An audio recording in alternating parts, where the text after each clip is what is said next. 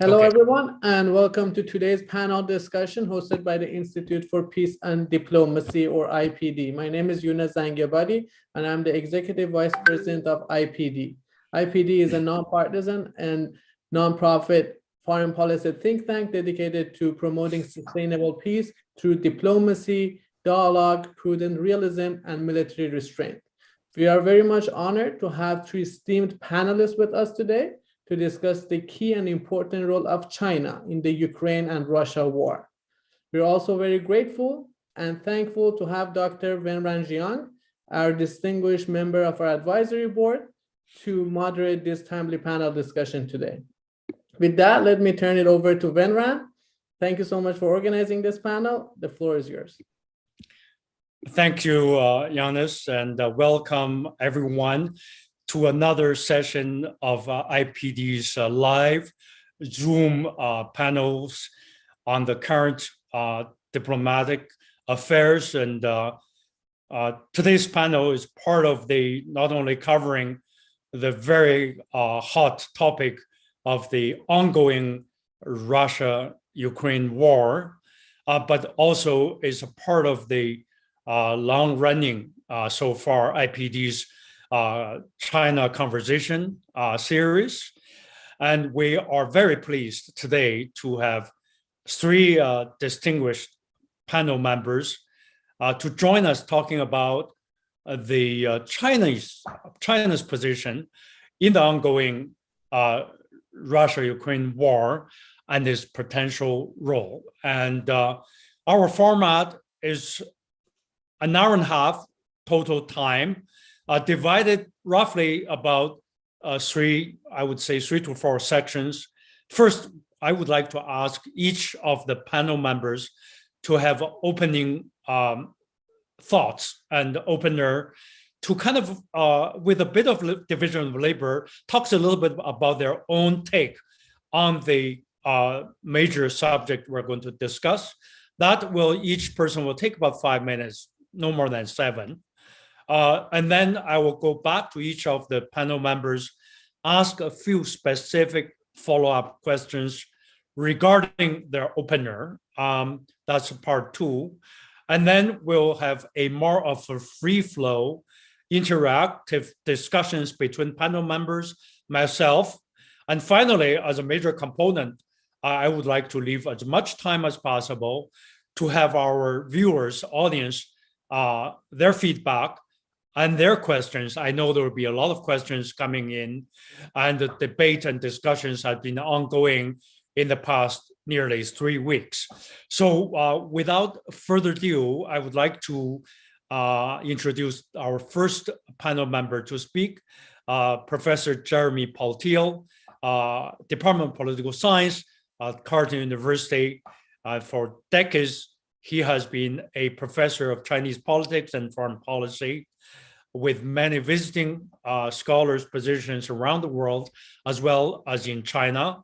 Probably not in the past few years, but he used to travel to China on a regular basis and trained in China in the late 1970s as a sinologist who certainly speaks fluent Chinese, as well as Russian, French, among other languages. So my angle, I would like to ask you, Jeremy, is whether you can give our viewers a overview as a beginning, as an opener, a speaker, about what China's really position is on the Russian invasion of Ukraine. What all this about discussion about US accusation of China helping Russia or potentially sanctioning China, on potentially if China is going to help Russia economically or militarily. We know there was heated 7-hour discussion between Chinese State Council Councilor Yang Jiechi and the National Security Advisor Jake Sullivan yesterday in Rome. So the floor is yours if you can give us some of your thoughts. Thank you. Thank you very much, Wenran, and I'm very pleased to be on this panel. Yes, I've been following Sino-Russian relations now for 5 decades. So it's and this is a kind of moment of truth. China's relationship with Russia has been improving since the 1990s, really, before even Putin came to power. And it normalized in 1989 fully, but it has been improving steadily since the 1990s. At the same time, China has had fruitful and very good relations with Ukraine as well. In 2008 and in 2014, China was in an awkward position with the incursion in Georgia, which China was embarrassed by because it came just before the Beijing Olympics, and in 2014 as well. But the Chinese position has been trying to remain kind of, from their perspective, even-handed, but I would say with a tilt, not a lean, but a tilt towards Russia. And this has taken place in the form already in 2014. A tacit agreement was reached, although between China and Russia, although China continues to insist on sovereignty and territorial integrity. I mean, one of the and the very 5 principles of peaceful coexistence, which are written into every normalization communique that China has with every country, and basic principle written into the Chinese constitution. It's very interesting to say that since 2014, China has not said directly, we believe in Ukraine's sovereignty and territorial integrity. Usually what they say, they believe in the sovereignty and territorial integrity of all parties, and then in the end, including Ukraine, which is kind of a little bit of wiggle room in this one. But there's a tacit agreement with Russia that China and Russia will not criticize each other publicly. This has been told to me by a senior Chinese academic who's very close to the foreign ministry on Sino Russian affairs. There's been a tacit agreement going on since 2014. Now, President Putin and Xi Jinping have met each other 38 times. Xi Jinping has met with President Putin more than any other world leader. And of course, most famously, just at the opening of the Beijing Olympics, Winter Olympics, Putin came. That was their first face-to-face meeting, both of them, in many, many years. It was Xi Jinping's first face-to-face meeting in over a year. And at the end of it, they issued a long communique about Sino-Russian friendship. And then at the end of it, Xi Jinping said that Sino-Russian friendship has no bounds. So this is I would say, an awkward moment for China. I disagree, by the way, with the idea that those people who say that this is the Russian invasion of Ukraine is a strategic gain for China. I'm not going to elaborate on that right now because I don't want to take up too much time. Mm-hmm. I think it's an awkward moment because I believe that the 5 principles of peaceful coexistence, amongst which are sovereignty, territorial integrity, non-interference in each other's internal affairs, and mutual benefit, those have been a cornerstone of China's diplomacy basically almost since its founding, and also the cornerstone of China's diplomacy towards the global South and the post-colonial world. And so, and we saw the contrast here in China's position at the United Nations Security Council, when it was its position of more or less neutrality or hands off was contradicted by one of China's closest friends in Africa, Kenya, who argued that the violation of borders, regardless of any historical distance, is an opening of a kind of Pandora's box. And as post-colonial peoples, they know that this is so. There is already an awkwardness in the relationship here. And so that in some ways equivocation on China's basic principles may have some cost. At the same time, because of the close personal relationship between Xi Jinping and Putin, I believe personally that China was taken aback that Russia did in fact use force even though it was warned by the United States. I believe with Yun Sun that they may have been taken aback. They didn't think it would happen so suddenly and so brutally.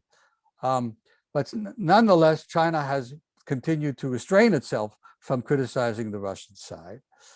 And part of that reason, I think, has to do with the personal embarrassment of Xi Jinping, should China do so. And Xi Jinping is up for re-election again in the 20th Party Congress, just a few months away. And his personal reputation is now basically the reputation of the Communist Party itself. It's been written into the constitution. His position in China has been reinforced in the last historical resolution.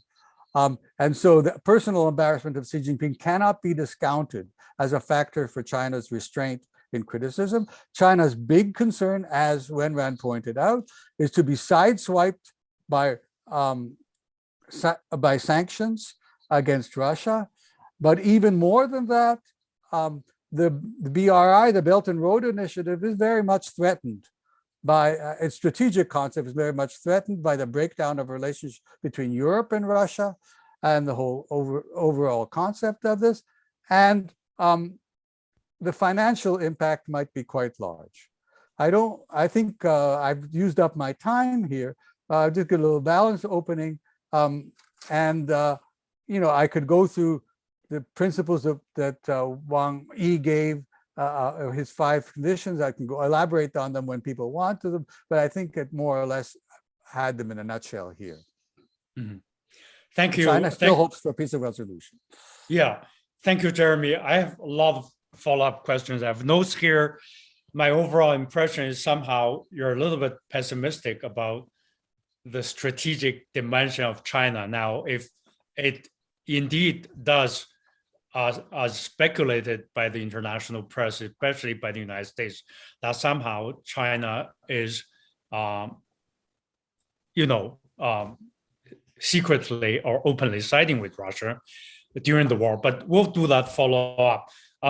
Jeremy now join us again. I want to mention from Ottawa, and our second guest, Professor Lyle Goldstein, joining us from Rhode Island, United States.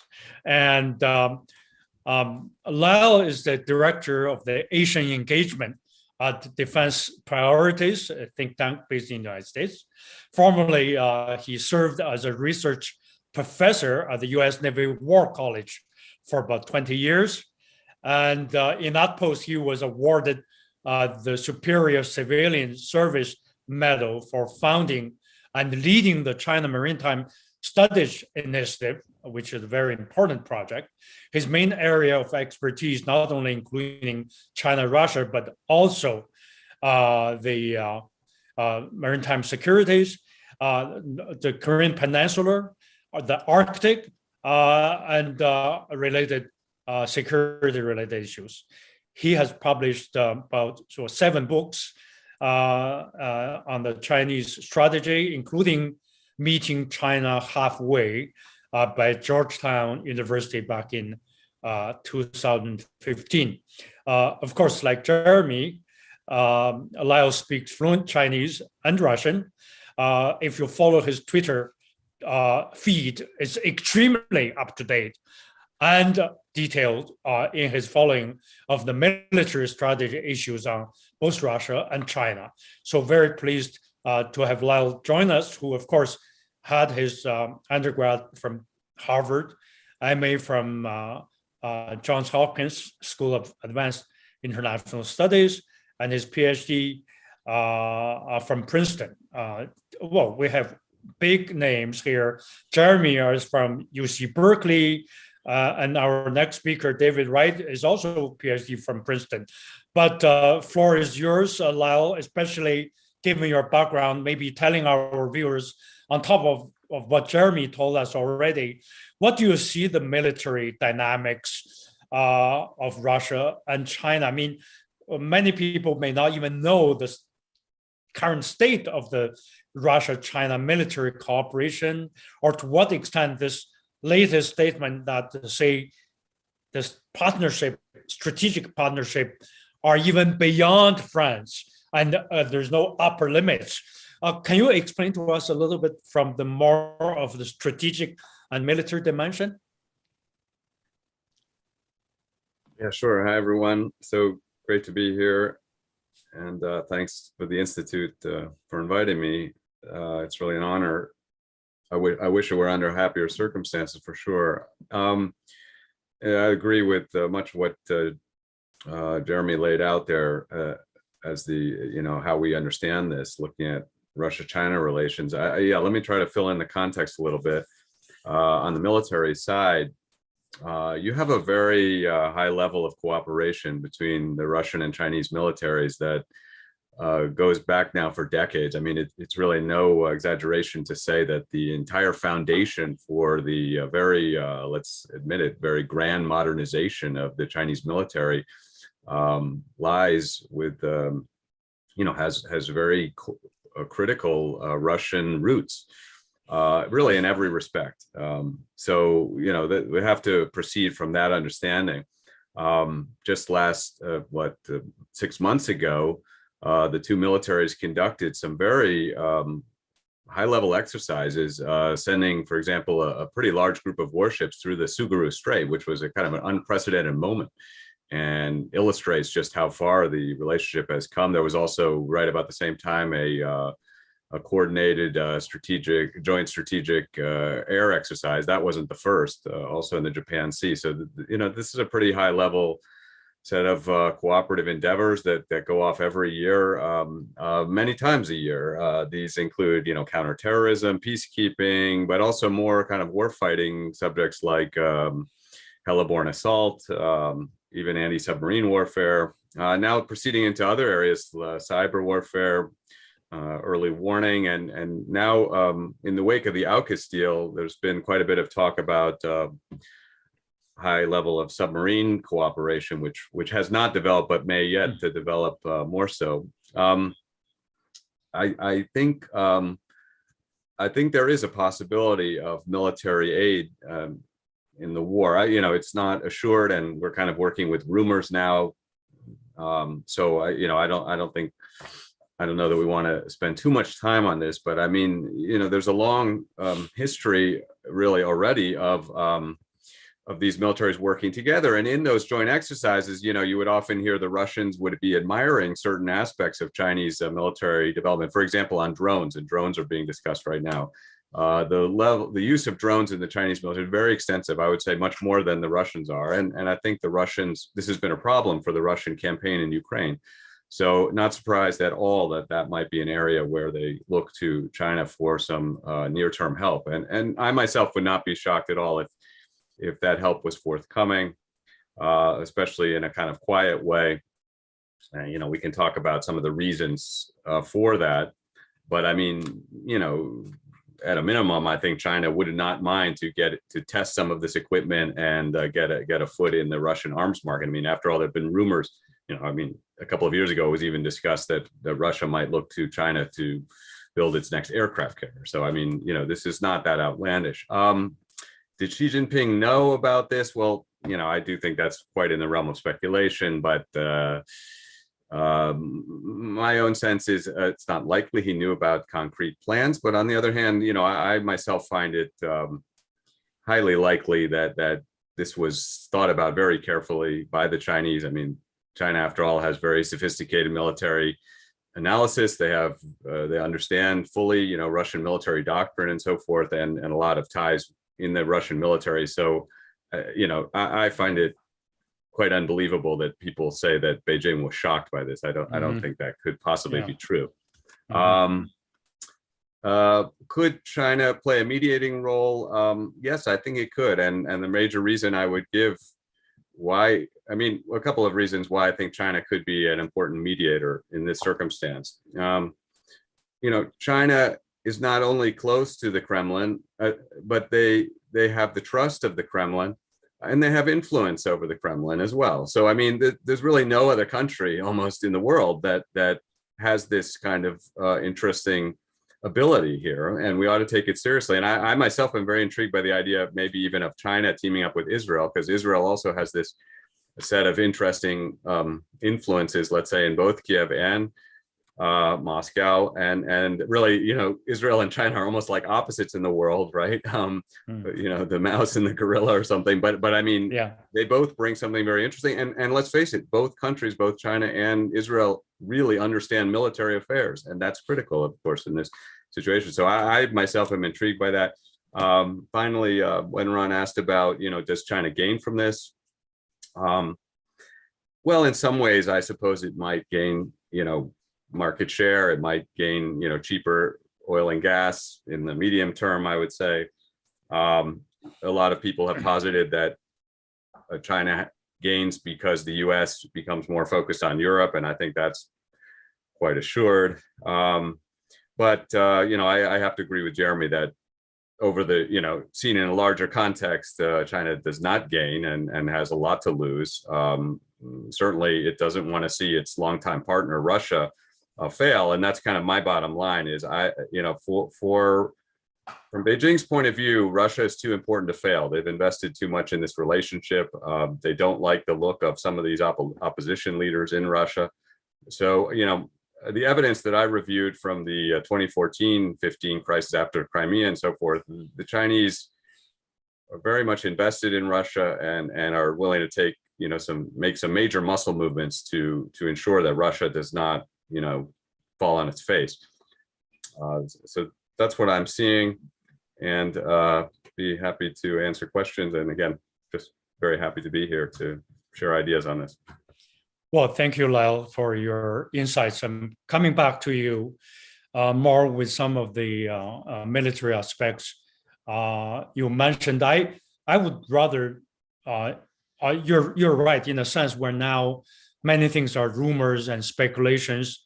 But interestingly, I would rather to hear more from you for someone who's following China and Russia military affairs for decades about this potential Chinese understanding of the Russian strategy, because many people are saying she got blown out of water by this, totally misjudged Putin, blah, blah. But I will come back to that because these are actually on my question list, right? So let me move on to finish our opening section with our third distinguished speaker, Professor David Wright, who now joins us from Calgary.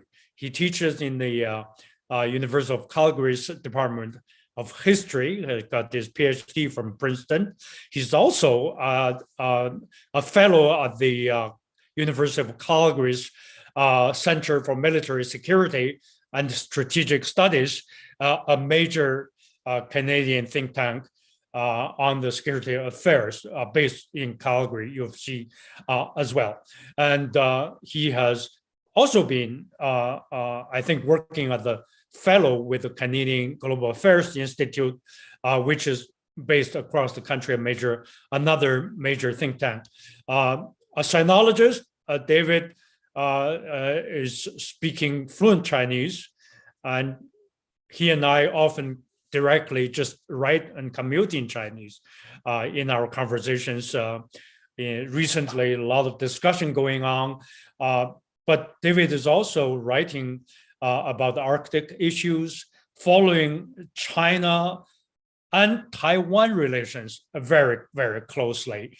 And so, David, I want you to have a sense, give us a sense, being a historian. We know China had a very rocky relationship with the former Soviet Union. Do we see somehow, after the end of the Cold War, dissolution of the former Soviet Union, this Russia, as we know today, is having a brand new relationship, not only as outlined by Lyle about the military dimension, but it's an overall unprecedented partnership we're seeing emerging that may actually defy all the historical troubles that they used to have with the former Soviet Union. I mean, what China would do today from the historical perspective in terms of mediation. I think in our conversations, you in fact mentioned and asked the question, how could China do this? Because it has never played a major role of being a mediator in the post-war period as a some kind of arbitrator in the international conflicts, let alone such a major war in Europe. So go ahead, floor is yours, David.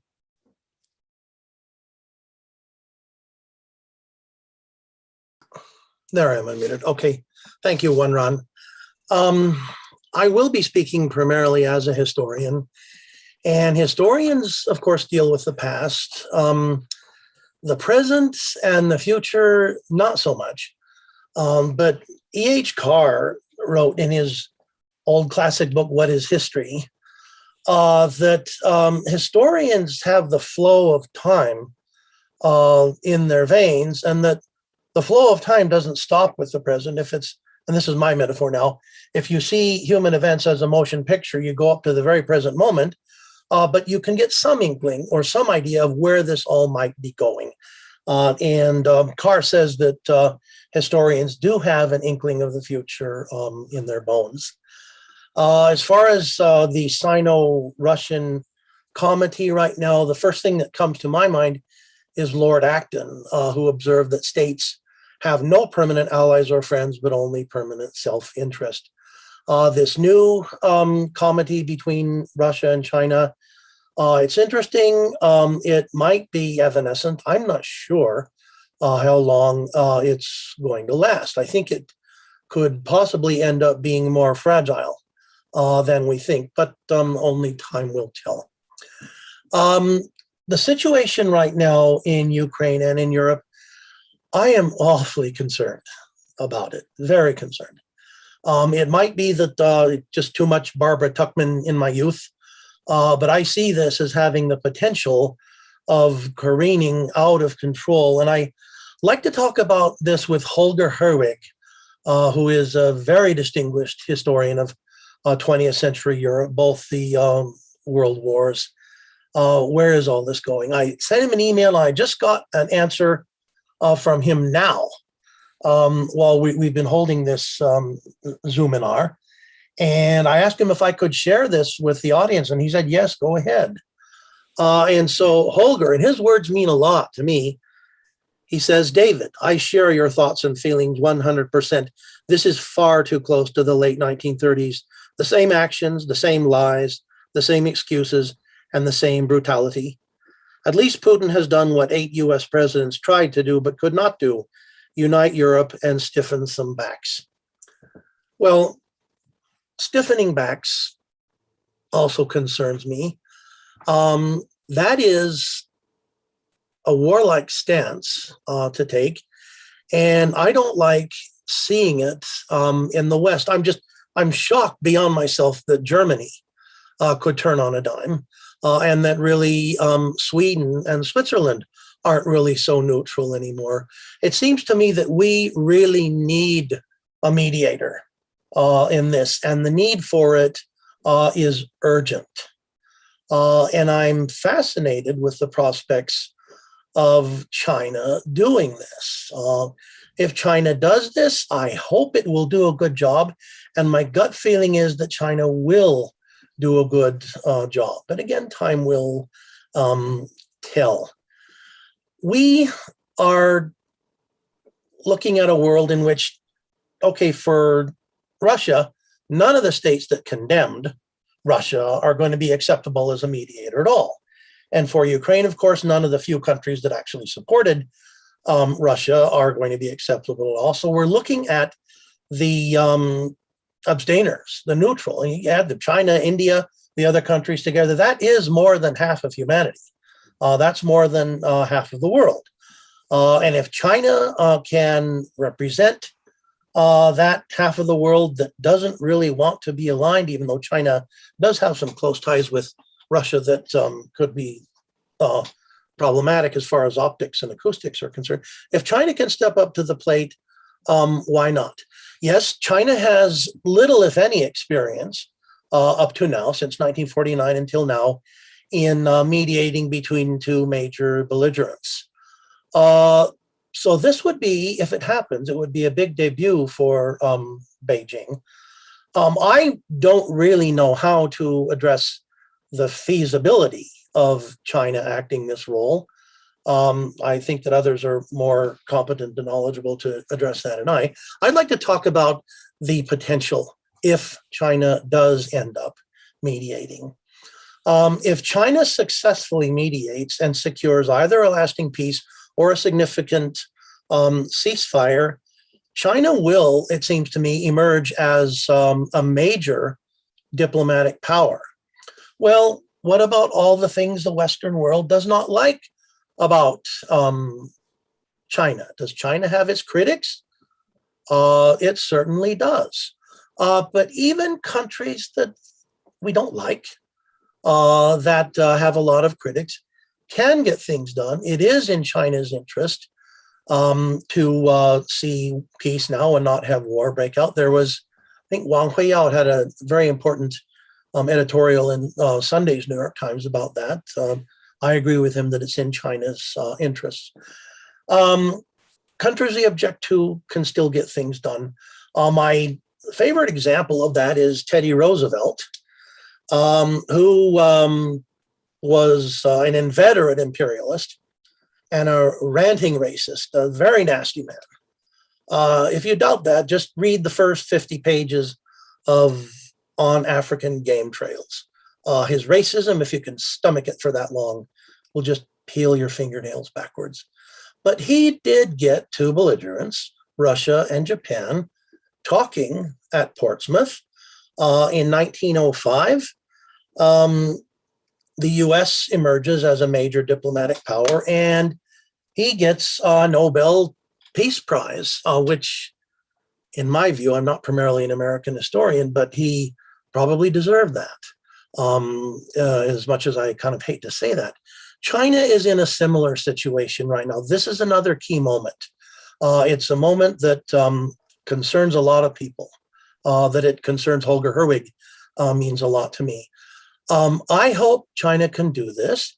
And if China does it, I think that China knows enough about the weight of history and about the potential here to do a good and credible job.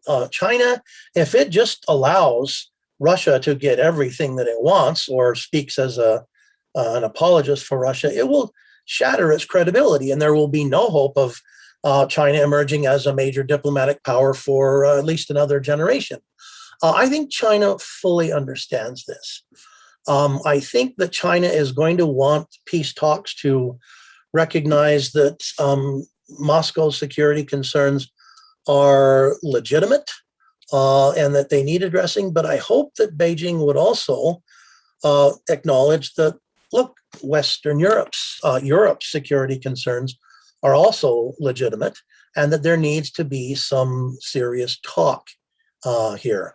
If China can get that done, great. Great for humanity, not just great for China. The real winner is Europe and possibly all of humanity. As far as Taiwan, I've been coming and going between North America and Taiwan since 1980. I more or less finished growing up there. I worry about Taiwan. I worry about wrong signals being perceived in both Beijing and Taipei, but I must say primarily in Taipei.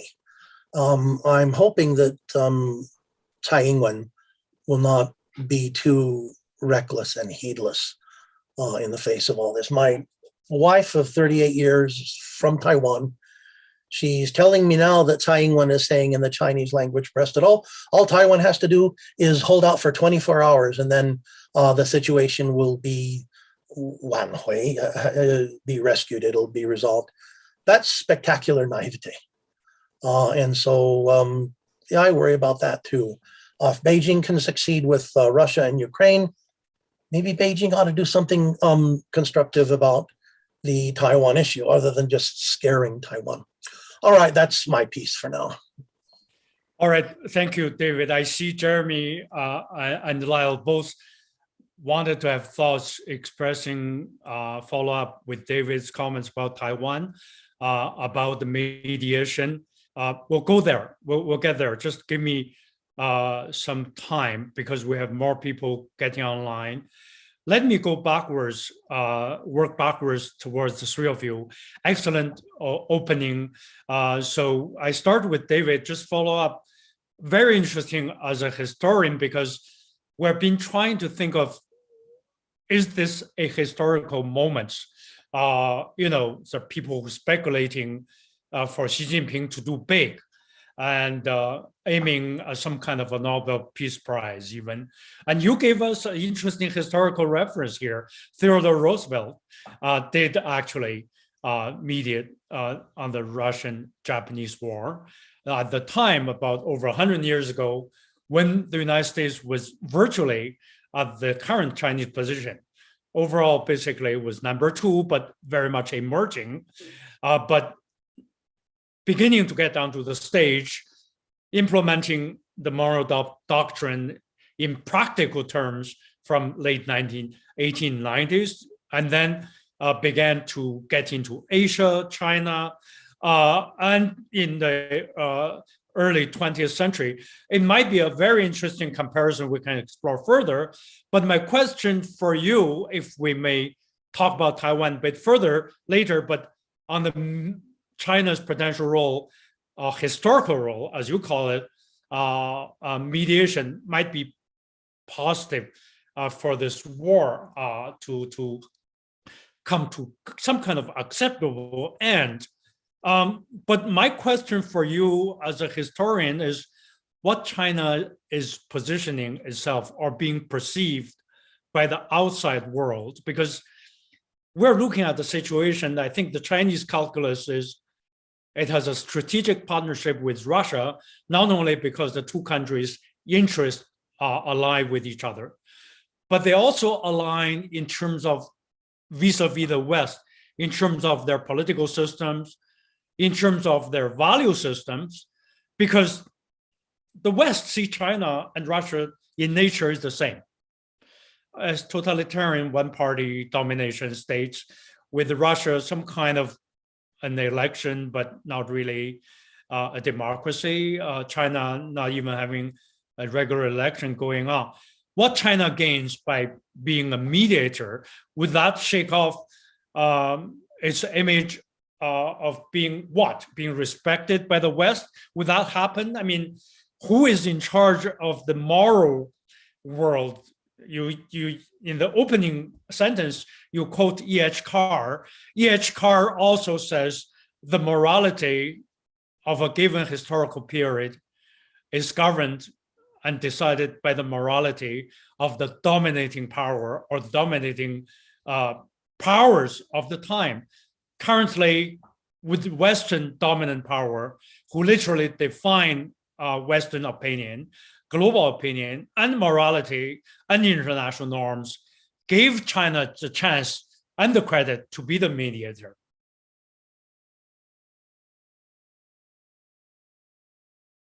Go ahead, David. First of all, it seems to me that China and Russia share some values and some objectives. They would like to see a multipolar world with a redistribution of power. Both countries, it seems to me, would like to see a diminution in values discourse dominated by the West. They would both like to see that. What does China stand to gain with successful mediation? To me, it's almost axiomatic that China would greatly increase its stature and its respect and its influence in the world. In bringing up the 1905 example, I don't mean to take that analogy too far.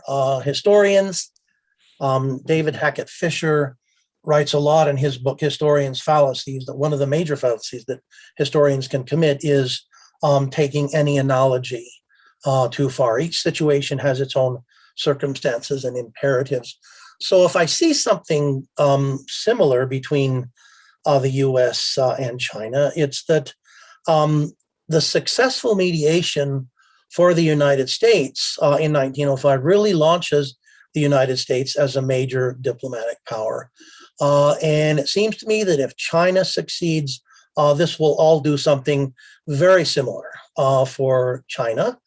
I think that Beijing understands this potential and will play its hand well.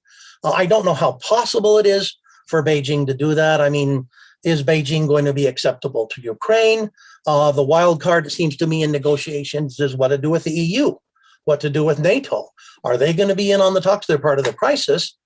But if NATO comes in, that might result in a verbal food fight more than anything else in negotiations. So all that, I mean, the people who know more about Europe can address this than I can. All right, David.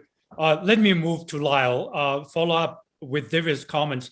Lyle, what do you see the potential Chinese, quote unquote, as a peacemaker or mediator? I mean, militarily, is it possible if China, as you mentioned, so close with Russia, would the West be able to verify some kind of a red line that China has crossed? Because the two countries are very extensive economic relations, normal trade, investment, everything goes along. And the Western countries saying you cannot, evade sanctions by supporting Russia. How can that be defined? Would China have to stop all this if it want to be the peacemaker, quote unquote? I mean, how strategically and militarily this can be done? I mean, David also mentioned the European attitude may not be the same as Americans. You sit there from Rhode Island looking at America and Europe. Do you see the subtle difference here in terms of how they see China? If you can come in with some comments, very much a follow-up on what you already talked about in the opener. I mean, I do think, we should say at the outset, by way of caveat, I mean, I think all of us want a mediator. We want this to stop. It's so painful to watch. It's horrible. I do. So I'll give you some reasons why I think that China could and should mediate, and it would be wonderful. But I do think let's be objective here and realize that, first of all, it's quite unlikely that Beijing could pull this off. I mean, it doesn't have a lot of history in this area. It's not taken that seriously as a force in Europe per se, and also I think you kind of put your finger on it, Wenran, that there's so much at stake for China, and being a mediator might require it to complicate its relationship with Russia, right? I mean, and it might not turn out well, and it could end up sort of being a self-defeating effort or humiliating. And I can imagine many leaders in Beijing counseling Xi that this is just a bridge too far, and that it's not worth a lot of effort because there's no way China could really pull this off. If let's face it, even in North Korea, it hasn't been possible. But all that said, let me try to be an optimist for a little bit. China it does have resources here, vast resources, and this could fit in well to the kind of Silk Road concept, right? I mean, after all, Ukraine and countries, Belarus was a big recipient of. So I mean, China is one of the few countries that could credibly claim that it could get in and rebuild these destroyed cities, not lickety split, but with rather efficiently. I made a proposal, I'll post it here a few years ago, but I actually suggested that Asian troops, even Chinese peacekeeping troops, would be ideal for this context because, precisely because they're not, viewed, and they would be acceptable by Russia. And then let's say Chinese troops, peacekeeping troops with Indian troops or with Japanese troops, or it could be done in such a way. But by not using European troops, at least not exclusively, I think that would make this more possible. And then, I mentioned North Korea, but I would quickly say, if you study China's diplomacy in North Korea, you can see that double freeze proposal actually got us through 2017 and 2018, and that was mostly a Chinese creation. So I mean, there is a little bit of a track record here in stabilizing these positions, and so in that way, I'm not totally pessimistic, but it would be wonderful to see China step up here. Okay, I have one more point I want to follow up with you, Lyle. In your opener, you actually mentioned or trying to figure out whether the Chinese, if it does side with Russia militarily, may test some of its advanced weaponaries. I guess, can you elaborate just a little bit? Because most of our viewers, myself included, are not familiar with the military technology side of things. Like what we're talking about China is very advanced in missile systems, in drones. Are you, in your estimate, are these actually things could potentially happen on the theater in Ukraine, or this already is happening? Because we're looking at an interesting scenario that the West now is telling China, stop aiding Russia in any way, while openly sending with the moral high ground, saying this is the aggression, unjust war. We need to send everything possible, weaponaries, fighters into Ukraine. So you have a situation which is very interesting dynamic. Can you let us know a little bit more about what might be going on actually on the military technology side of the Russia-China collaboration here? Yeah, and I'll try to be quick, but I mean, one thing I neglected to say, which probably the most important point on this, is that a large portion of China's very best, their most elite military leaders have been trained in Russia, okay, over the last two decades. Yeah. So the culture transfer, as it were, the kind of overall sympathy in China's security apparatus and armed forces for what Russia is doing is high, okay? And that also would, could play a role in this. So I think, while we may want to see the mediation role for China, unfortunately, it's probably more likely that China will fall in and support Russia, if not very overtly, but maybe quietly, like I said. I mean, look, at one level, this could be very kind of low level sort of stuff, could amount to kind of simple vehicles like trucks, even supply trucks and things like that, which Russia, I think, probably needs a lot of, or even people are talking about rations. It's actually a bit complicated to feed troops in the field for extended periods, and China has developed very elaborate apparatus, and I imagine that Russia is well aware of that, and I think it's quite possible. But it could, involve more complex military equipment, and it wouldn't shock me if they started using Chinese armored vehicles, tanks, and helicopters. And we mentioned the drone issue in particular. China also is very good at air defense, drone defense, electronic warfare, communication. So these are all areas that Russia may look to China. And look, last thing I'll say is China has a vast military production apparatus, and Russia is extremely well aware of that. And so rather than, Russia is already very much strained here. I think that's pretty obvious. And so having China backing up Russia in these respects, it doesn't surprise me at all that we're beginning to see kind of rumors that may become real discussions about this. This is a very, very good observation. It's interesting because it reminds me of the comparisons of the top three powers. US by far is the largest arms trader and producer in the world, actually followed very closely by Russia, and China is number 3.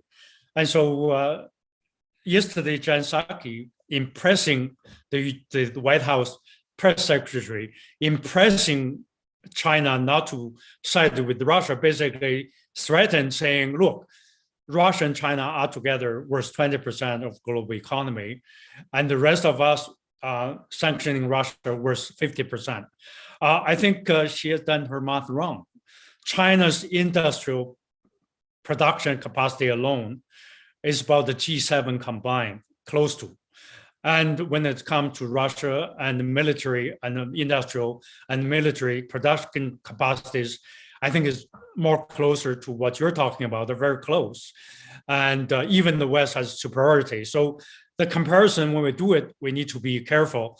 But Jeremy, sorry, thank you for being patient. I'm circulating back to you. I already see the audience having questions There are maybe asking in a positive way, for example, China can use the Belt and Road not being damaged by the current conflict, but pull off as a kind of a economic package to build Russia and Ukraine and countries along the way by promising the end of the war. I mean, just one question coming into what you commented already in the opener, because overall you're a bit pessimistic.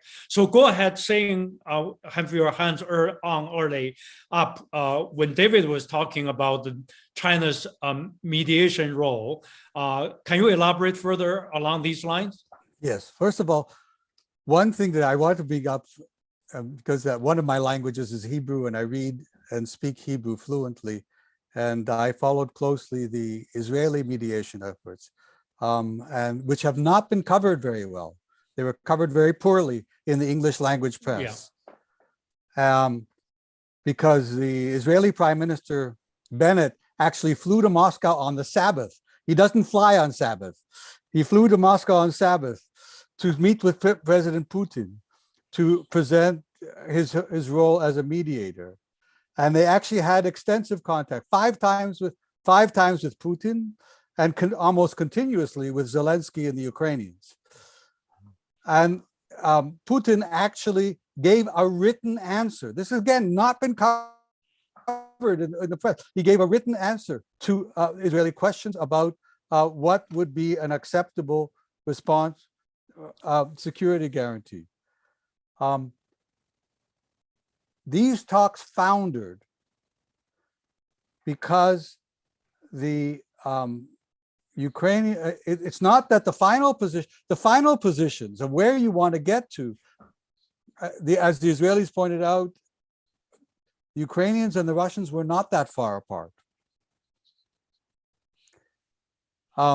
Because Zelensky had already conceded some form of neutralization. The question of Crimea and the enclaves could somehow be finessed. The issue that it foundered on was an immediate ceasefire, that Ukraine will not stop fighting as long as Russia is attacking. And this is the sticking point. I have nothing. I would love to see China mediate. But if the point is you have to stop Russia first, on the one hand, China has more leverage. President Macron of France tried to do this as well. He spoke to both sides. Putin wouldn't listen to him. He wouldn't listen. I mean, the Israelis didn't push. They made it clear that they're not presenting their own proposal. But it's certainly understandable that Ukraine will not stop fighting while they're being attacked. Putin is not ready to stop that, not without meeting some kind of war aims in the first place. So if China could do that, then of course China would have it, but that would require China leaning on Russia. And so far, we have seen no evidence that China is ready either psychologically or strategically to do that. I want to add one more point that has been come up in China, or those who follow China, is a rising tide of those both officially and non-officially who believe that this is that China's time has come, that the West is in decline, and the West is in decline. And this has been, I have had senior academics, about some people you know, Yan Xuetung and others, who've said that we're worried about the atmosphere in China. They talk about ordinary people, but it's also true that some officials believe that, and therefore that this mindset militates against understanding of what could come. Now, so this is China's mediation would, I believe, enhance China's stature. It would save the Belt and Road Initiative. It's not just that it would make it possible. The Belt and Road Initiative is as such as a connectivity issue is dead right now. It's dead in the water. It would have to be saved by something like this. And it would enhance China's global posture. But that would require a change in the diplomatic outlook in China from simply 保同主义, concentrating on points of agreement and avoiding points of controversy. This is a difficult issue for China. And so I think, I'll stop here because there's many more issues we can go into. I think the potential for Chinese mediation is there, but would have to make a strategic calculation of actually offending Putin if necessary and using sticks on Putin in relation to some carrots later. That is, so far, China has not shown any willingness to go that direction. Jeremy, thank you for bringing up date with some details about Israeli efforts. You're right. It's not well covered, and when it's covered, it's not complete, if not biased in some ways. But I do see people commenting on that, and then some people even ask in this regard about potentially whether India could come in, either on its own or with China. I would like any one of you to respond to this, and then we'll come back. I know everybody, including our audience, want to talk about Taiwan. We'll come back to Taiwan, but let's, Lyle, I see you go first, and then David, you both are hands up on this. Yeah. Well, first of all, on India, I do think that Modi's decision to abstain here is kind of huge, and made a real statement. It may have offended the Ukrainians so much that their role could be limited here. But I mean, I think the idea, just think about world politics and the future of world politics. Everybody knows in their bones that India and China will be probably the two most powerful countries in a century. So, the idea of the two of them coming together, using their, their combined strengths, which are immense, to pull this together and act in the interests of the world here could I think be very interesting. And I feel very deeply that this will, and if we're thoughtful, this has to involve peacekeepers, right? We have to separate the forces for a good amount of time. I mean, this is exactly, if you follow UN peacekeeping operations, that they have played a enormously helpful role in some very dangerous areas. There are Chinese peacekeepers in Lebanon right now, and China and India are both very experienced peacekeepers. Right, and China and India are both extremely experienced. So that's a great point, Jeremy. So I mean, and boy, wouldn't it be good for the world also that India and China work together on something really important. So I'm actually, and all Asia could be proud that Asia was stepping forth to support peace. And I do think there are elements of Asian thinking that could be extremely helpful here. So I'm, I think that's a very interesting proposal. I hope it has some legs. I would just also underline what Jeremy said about the BRI. The Belt and Road Initiative, the more I think about it, I think he's really got something there that China in a way has to step up, because, for the last 3 years during the pandemic, we've been reading about how everybody kind of laughed about those trains that started in China, went through Russia or Kazakhstan, and then through Russia all the way to Europe. And the irony was these turned out to be extremely profitable and important during the pandemic. Well, what happens to all of that now? Is that all go up in smoke now? So I think, China should act urgently, as it were, like Jeremy said, to rescue the Belt and Road by trying to put this to right somehow. And that the most critical piece of this for China, I think, to underline is not so much the ceasefire part, which Israel can handle or India, but is the resources to rebuild. Ukrainians want their cities rebuilt, and that has to be an absolutely critical part of this. Thank you. Well, yeah, Lyle, I know our subject area is not about the detailed analysis of the war itself, but given your expertise, you followed it very closely. We do have people asking, our viewers saying, Jeremy mentioned, in some way a ceasefire has to be in place, and how to define that is unclear. On the on the front line, on theater, from what you see, can you give us a sense? This is really related to whether anybody, Israel, India, China, whomever, can actually mediate. Because if Putin feels the war has to go on until it reaches its military objective, there's very clear laid out demilitarization and denazification. The second one sounds political, but actually has a military components of disarming what they call the new Nazi forces within the Ukrainian army, which is fighting in the Donbas area. Do you see that? I mean, some people say, forget about mediation or negotiations. Everything has to be decided by the war and this outcome. Do you see now Putin getting his upper hand? Because in the first 3 days during the war, I mentioned, let's not conclude too early, because I look at Iraq war, which has a size 1/3 smaller than Ukraine, and took United States Army of 180,000, similar to the Russian army size today. It took them 2-3 weeks to get to Baghdad. Do you see this is coming for Russians, Iraq war, in terms of taking Kiev?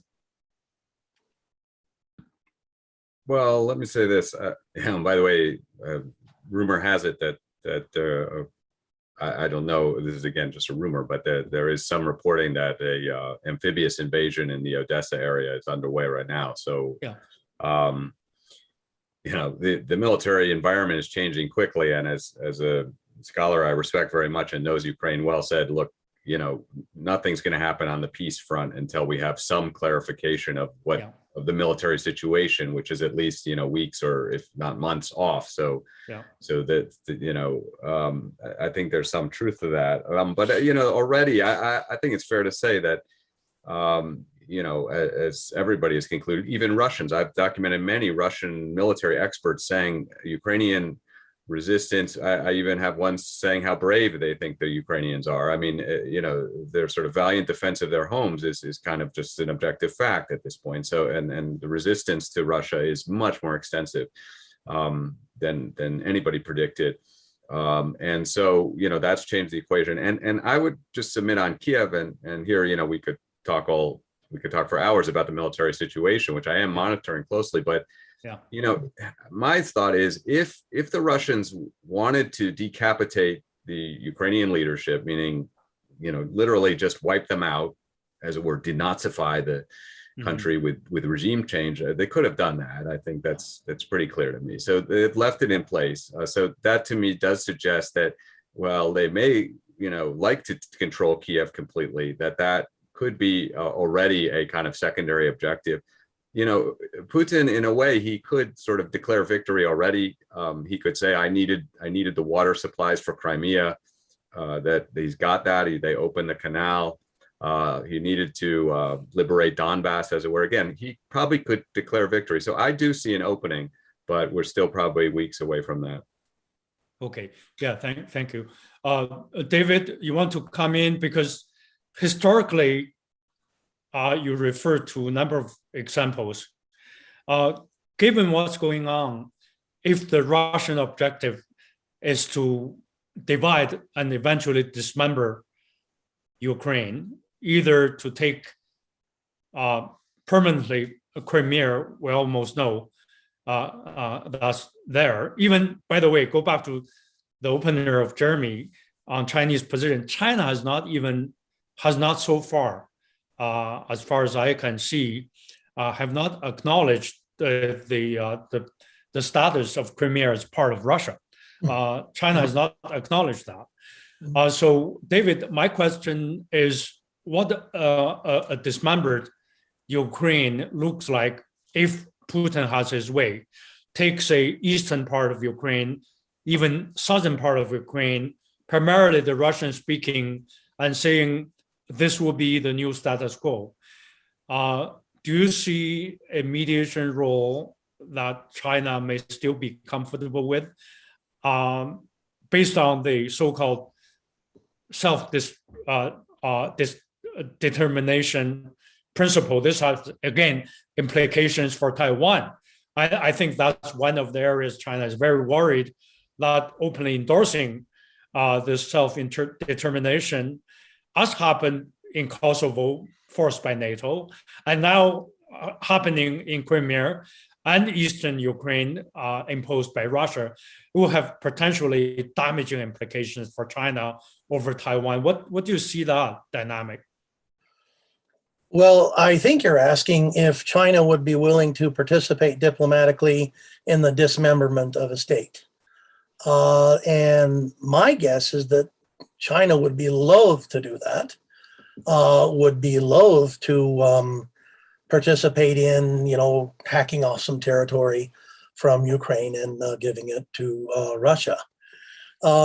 As well, do Russia's objectives in Ukraine stop with Ukraine? I don't know. Does Russia eventually want there to be guarantees that Moldova will never join NATO? Does it want there to be a withdrawal of NATO status from some countries? I don't know that either. I mean, Europeanists could probably answer that question better than I could. I'd like to address a question that Jeremy brought up. I think is important, is that there can be negotiations. There cannot be negotiations as long as Russia is attacking. So Russia needs to stop attacking. The question is, under what circumstances would Russia stop attacking? Historically, states have come to the negotiation table because they think they have the upper hand, or because things develop into a long and bitter stalemate. I don't think that Russia, and this is a guess, would be willing to come to the negotiating table after a series of setbacks. It seems to me that there would have to be a long and debilitating stalemate first, or that Russia would have to achieve a significant victory of some sort. What this all means, my question is, how much longer do Ukrainians need to suffer before Russia decides to stop the attacks and start negotiations, perhaps? Mm-hmm. Okay. I want to talk more about Taiwan implications. Of course, what China does or does not do in the current Russia-Ukraine war has profound implications for Taiwan. Everybody is discussing, everybody is trying to figure out. I think we have to wait, but we know the Chinese would draw multiple lessons from the current war in general, potential US-China conflict over Taiwan. So Jeremy, coming in earlier on, you said you have something to say in this regard. Go ahead, Jeremy. Yes, well, I think that, well, first of all, for those people who think that Russia's attack on Ukraine makes it more possible that China will attack Taiwan, I disagree. And I disagree because what China has been applying for the last couple of years is military pressure, or I would kind of coercive diplomacy, hoping to have a political effect in Taiwan. And that's been China's effort for some time, actually since 1996. And I think, Chinese are students of Sun Tzu, and Sun Tzu is to win without fighting is the primary option. China doesn't want to have to invade Taiwan, and in fact, the resistance in Ukraine and the setbacks that Russia has suffered in Ukraine make it less likely that China will attack Taiwan. Not more likely, and in fact, and also the Western support, these make it less likely. And a further point that comes to one of the questions here: should China actively aid Russia in any form that is obvious? The Cold War has begun. We will not have a multipolar world. We will have a bipolar world. And but the problem is that China's major markets are in Europe and America, not Russia. So, and Chinese know that. The main reason, the senior colonel has said, a war in Taiwan now would mean China's cut off from global trade. This is far too high a price for China at this point in time. Even Xi Jinping's dual circulation model, which China wants to increase its domestic consumption, increasing domestic consumption depends on prosperity at home. So China actually has to keep exporting in order to increase domestic consumption, so it becomes less dependent on exports. Should China be faced with a new Cold War, cut off from global trade and finance right now, it will not be able to implement the dual circulation model. It will become more autarkic, but not necessarily prosperous. So the stakes for China are quite high. And I don't think that China wants to walk into that situation. Chinese work on a 5-year plan. They like to plan things out carefully. One of the reasons why China didn't react so quickly to Russian invasion is because China doesn't like to react quickly. It likes to have a long-term plan. And there's a 20th Party Congress coming up. China doesn't want to do it this way. So in some ways, inertia is built into the Chinese system, momentum and inertia. And this kind of turning on a dime is not part of the Chinese system. So that in this case, that's also in terms of the Chinese economy. It's slow to react to this, but they know what they don't want. And they've said so. I want to say one more thing, which is really interesting. The Sullivan-Young meeting had no readout. Yes. China had a readout. This is really unusual in diplomatic affairs. It almost never happens. The China gave a readout today, which didn't deal with any of the complex. It gave a readout dealing with Taiwan, basically nor is the U.S. U.S. has no readout. And China and U.S. has no readout at all. So this is extremely unusual in diplomatic history. What it says to me is this. Let me interpret it. I think that there's that the United States is giving China a chance to do the mediation before it comes down to knowing what the price is, knowing that Zelensky is speaking to Congress tomorrow and U.S. military aid to Ukraine might ramp up, which might be a point of no return. And so China is being given the chance to do its mediation. Meanwhile, China gave its warnings to the United States about not doing about the sanctions, and basically the United States is probably saying, let's see, we will not sanction you if you don't go on the Russian side. We're giving each side is giving the other, but particularly the United States is giving China a chance to prove its bona fides in this, to not down the wrong road. The Chinese view is very interesting. About avoiding about Taiwan and about the idea of coexistence and maintaining peaceful relationship. China is basically saying we want to maintain relations with the United States. That's the one part of the readout that they did give. So I think that the next 48 hours actually may be really important in what's going on here.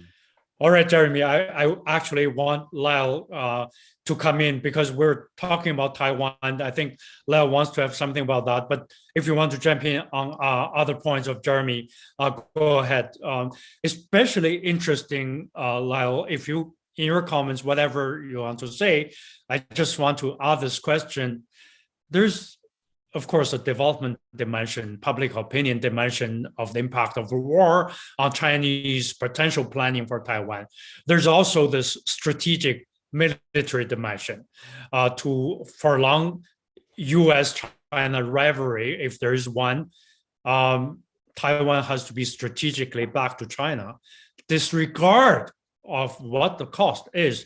I don't know if that is a devil's advocate in some ways, but go ahead, Lyle, go ahead with your thoughts. I think this is an important point, and maybe we should schedule another 90 minutes to chat about the Taiwan, as it were, implications or lessons. So let me offer a few thoughts.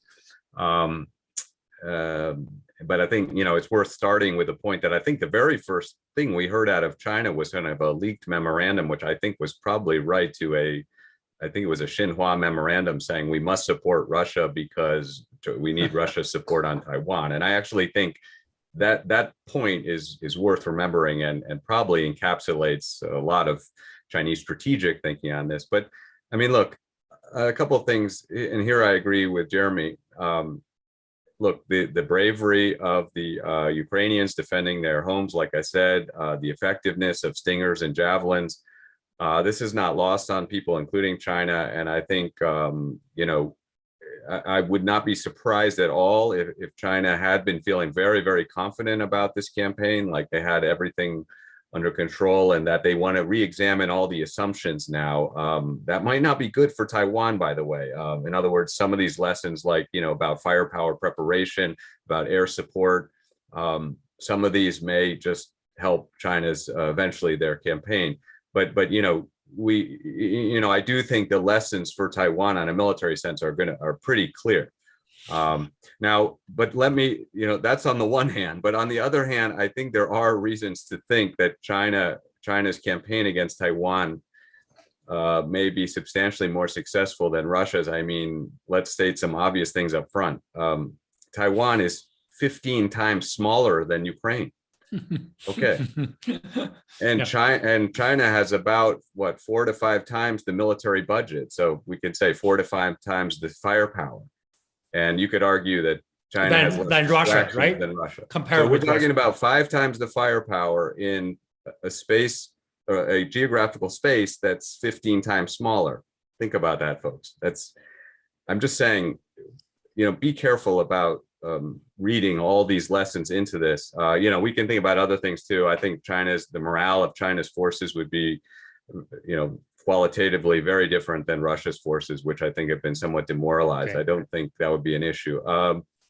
And let's face it too, you know, we're talking about this pipeline of weapons and volunteers that are flowing through Poland and Moldova and other places in Romania into, none of that's going to occur here in the Taiwan situation. So I'm quite cautious about this, taking lessons, and well, I think this will change China's calculations. It doesn't necessarily mean that Taiwan is out of the crosshairs or somehow, you know, quote, safe. And I would just, the final comment I would make here is, you know, again, I spent a lot of time reading the Chinese military press, but I hope that Tsai Ing-wen does not make Zelensky's mistake here. You know, Zelensky, I think he was elected on a peace platform. He had a lot of room to negotiate. We can talk about reasons why he decided basically not to negotiate. And, you know, I mean, it's not easy to negotiate when you're under threat and intimidation, but, you know, in some ways he failed to grapple with reality, which is that Russia's war would be extremely terrible and brutal, and a lot of Ukrainians are dead. Tsai Ing-wen can negotiate. There have been negotiations between Taipei and Beijing. The leaders of Taipei and Beijing met in Singapore in 2015. I would like to see those negotiations restart and have real substance. And I think that would be very positive for cross strait, for maintaining peace in the strait. Thank you. Thanks, Lyle. David, go ahead, David. Your hands up.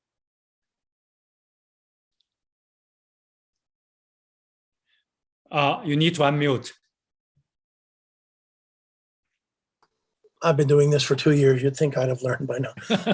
Regarding Taiwan, there is a clear commitment from Biden, who has stated openly that he would defend Taiwan. And it looks like the Japanese will as well. And yet the US does not want to get involved in Ukraine directly, including a no-fly zone. I don't think that cultural affinities are at play here. Ukrainians, at least their language is Indo-European. They eat bread, they drink milk, we like their music, they write novels we can understand.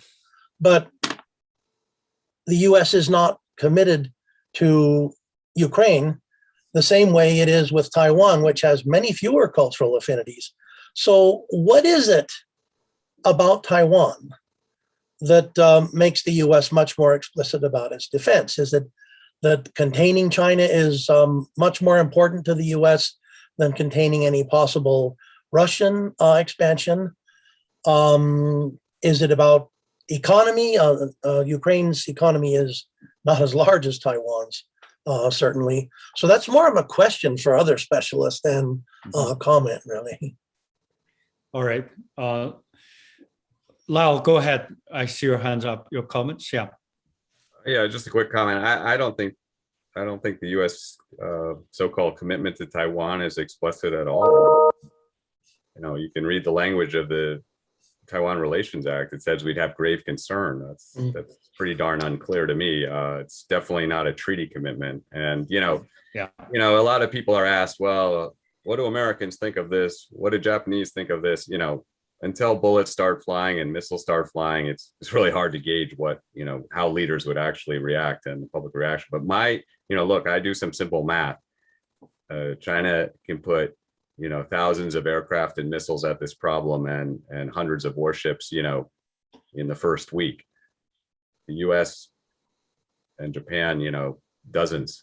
So, to me, I don't think Americans have thought this through. And I'm hoping, that this Ukraine situation will help Americans think this through, because, to me, what we've seen is just incredibly obvious here is what I call bad friend syndrome. That is, we hold Ukraine's hand and tell them everything's great, and maybe one day there'll be a NATO member, and here's a lot of weapons, and just don't buckle in, don't negotiate, don't fail under pressure, stiffen the back, as David said, and then what?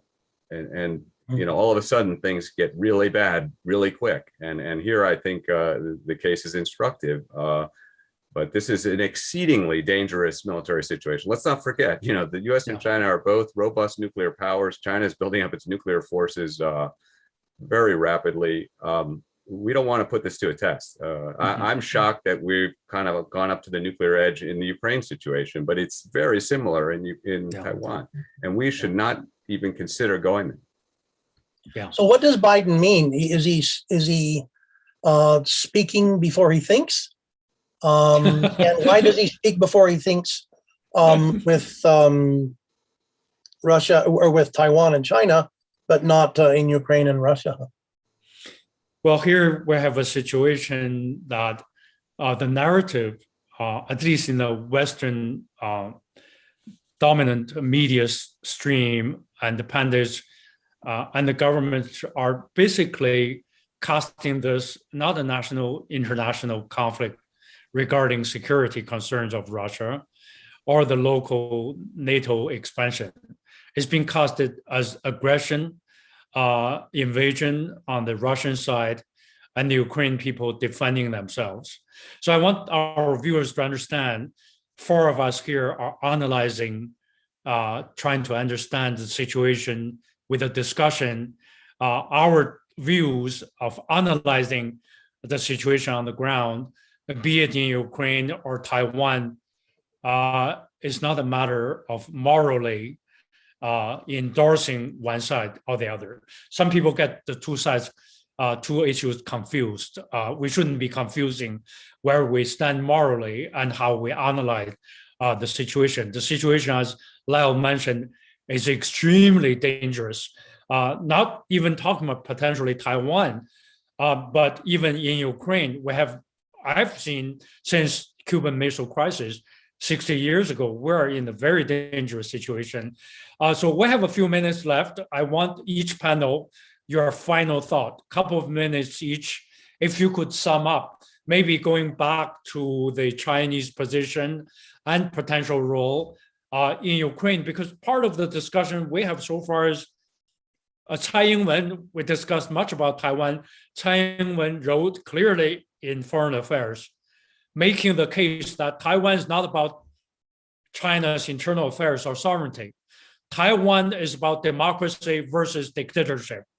And the West must come to defend Taiwan because defending Taiwan is defending democracy. That narrative nowadays even is being applied to Ukraine.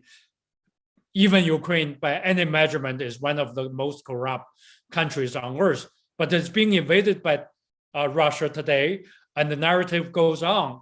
And the build-up opinion is, you will never let this to happen to Taiwan. So adding the momentum of the Western resolve, US especially resolve, in actually going to war with over Taiwan with China, which is very dangerous. I just my comments in the discussion. So go ahead, whomever you want to start. Maybe I want to start with David, reverse side from the opener. David, and then Lyle and Jeremy, each couple of minutes. Go ahead. Well, the Ukraine crisis is a crisis in its own right, and it's a serious one. But if there's anything to be glad about in this crisis, it is that people are thinking more about Taiwan. Now, Taiwan is potentially even more dangerous and damaging to world stability and world trade, because if Japan jumps into the fray, then we have the three biggest economies in the world in a big fight over a little island. The world economy will suffer very greatly from any such conflagration.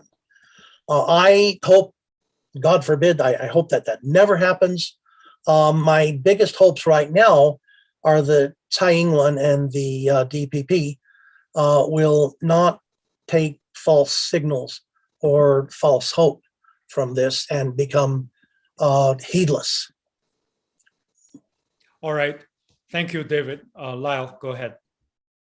Yeah, I mean, just on the point of the trade and the setback to the world economy, I mean, I got to say, a lot of people are like, well, this, must be teaching China a lot of lessons. I mean, it is teaching lessons, but, folks, if China takes the step of pulling the trigger on Taiwan, they know full well that there will be huge damage to the world economy, to China's economy, so they don't, I don't think they misunderstand that situation.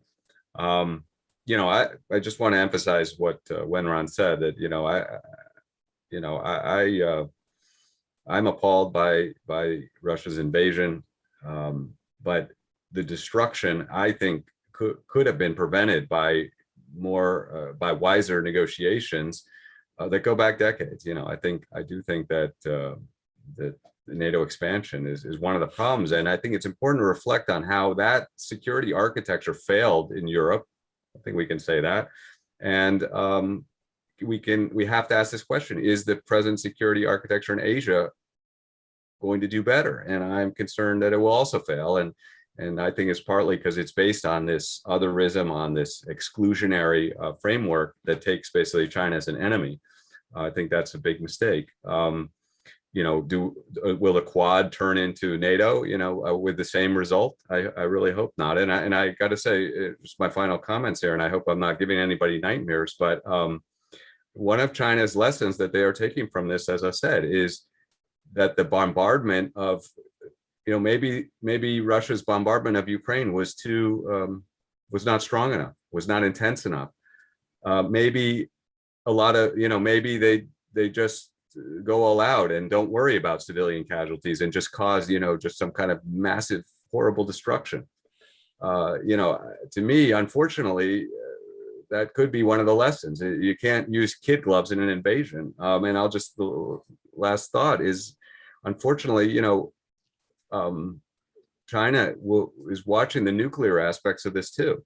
And they are seeing that Russia is leaning hard on its nuclear weapons, and it's it just had that cruise missile attack against Western Ukraine. It is seeing that in order to, as it were, to fight with the West in earnest, you need to have robust nuclear weapons, a readiness to use them, probably weapons of all types, including tactical nuclear weapons, and things in between, like a very powerful long-range cruise missile. So, I mean, these are very disturbing signals that we need to avoid a Ukraine scenario in Taiwan. Thank you. Mm-hmm. Okay, Jeremy, go ahead. First of all, I just want to say, I don't want to see the West defending democracy to the last Ukrainian or the last Taiwanese. In fact, we've seen this picture before. The United States went in to aid Afghanistan against the Russian invasion in 1979. We saw the end result of that. Weapons come in. So I don't want to see the same thing happen to Ukraine. So this is why I think, yes, any kind of political settlement, and the sooner the political settlement begins to come in place, the better. That's the now. That there may be some kinds of painful conflicts. Some of them are not so painful. Similarly with Taiwan, that's the idea of drawing, basically trying to draw Taiwan outside of China's strategic sphere. I think is foolhardy because Chinese don't do that. I mean, the analogy I often have used there is, why does Belgium exist? Belgium exists because Britain required a buffer. Belgium was not allowed to join France. And the United Kingdom went to war in 1914 against Germany over Belgium. Okay, so these are not, there's no kind of litmus test of democracy here about strategic concern. And I'm happy to see Finland free and independent and sovereign, but Finlandization was not so bad for the Finland after they fought the Soviet Union to a standstill twice. Finlandization did allow Finland to become prosperous and democratic, maybe not with some limitation. So I'm not saying that this is my ideal solution, but I think that yes, this war will not end without some strategic consideration for Russia's strategic interests, just as the Taiwan problem will not go away without some acknowledgement of Chinese, not so much claims, but both Chinese feelings and Chinese. In other words, Taiwan is compromised by history, not necessarily by China, and by history and geography. And we can't abstract away from history and geography on behalf of some kind of greater principle. Having said that, I think deterrence should be applied in the case of Taiwan. I'm not saying that I want China to move in tomorrow. Deterrence is probably necessary in the case of Taiwan. The question is, what is the strategic objective here? And that's one other addition on what I said before about China liking Sun Tzu.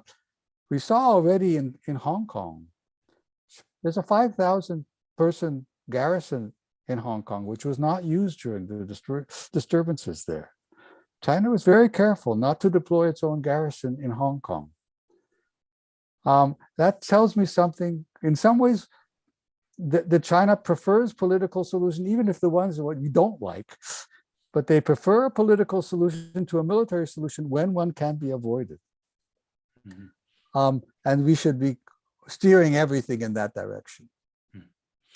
All right. Thank you, Jeremy. Thank you, Lyle. Thank you, David, for your insights. I myself, in today's session, actually have spoken a little bit more than normally I do as a moderator, because I wanted to incorporate most of the viewers' questions in our discussion. I did not read out the questions individually because they're very diverse. The comments, the questions, I hope I've incorporated in my moderating and in posing to each of the panel members in our subsequent discussions after the opener. Obviously, this is an ongoing crisis. It's a very serious situation. We all care very much about it. We would like to see peace return to Ukraine, and almost on these implications we need to continue to discuss. And on Taiwan, or on the implications of the war on Taiwan, we almost need another time for an exclusive focused panel. And I hope all of you at some point will come back to join us to the panels of the Institute for Peace and Diplomacy. So I thank you very much, the panelists. I thank our audience for tuning in. Hopefully this is useful for us to all discuss together and understanding a very dangerous and complex issue. Again, on behalf of the Institute for Peace and Diplomacy, thank you for our panelists and thank you for our audience. Please pay attention to our website and tuning in to our future panels, because on March 21st, we have one more specifically focusing on Ukraine. A number of panels this month and next month continuously lining up. Okay, thank you very much again. Thank you. Thanks. Bye-bye. Yeah, bye. Thank you.